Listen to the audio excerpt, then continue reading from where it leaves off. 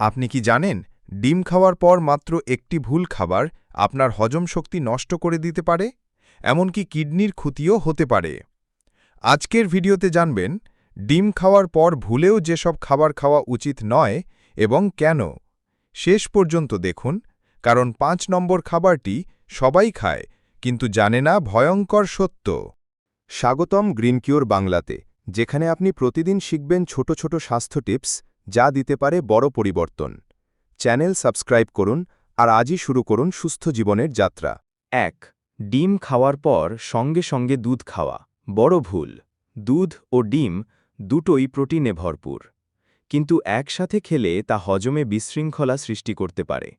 অনেকে ভাবেন এটা শক্তি বাড়াবে, কিন্তু আসলে হতে পারে গ্যাস, ডায়রিয়া, এমনকি ফুড অ্যালার্জিও। বিশেষ করে শিশুদের জন্য এটি বিপজ্জনক। ২. ডিমের পর তরমুজ, ঠান্ডা আর গরমের ঝামেলা। ডিম হল উষ্ণ প্রকৃতির খাবার, আর তরমুজ ঠান্ডা। একসাথে খেলে পেটের গরম ঠান্ডা মিশে গিয়ে হজমে ব্যাঘাত ঘটায়। ফলে হতে পারে পেট ফাঁপা, বদহজম, এমনকি মাথা ঘোরাও। ৩. ডিম খাওয়ার পর চা, সুস্থ হজম ব্যবস্থার শত্রু। চায়ে থাকে ট্যানিন নামক এক উপাদান যা ডিমে থাকা আয়রনের শোষণ কমিয়ে দেয়। এর ফলে শরীরে আয়রন ঘাটতি হতে পারে এবং ক্লান্তি বাড়ে। বিশেষ করে যারা রোজ সকালে ডিম চা খাচ্ছেন তারাই ভুল আজই ঠিক করুন। ৪. ডিমের পর কমলা লেবু বা লেবুর রস অ্যাসিডিটির মূল কারণ।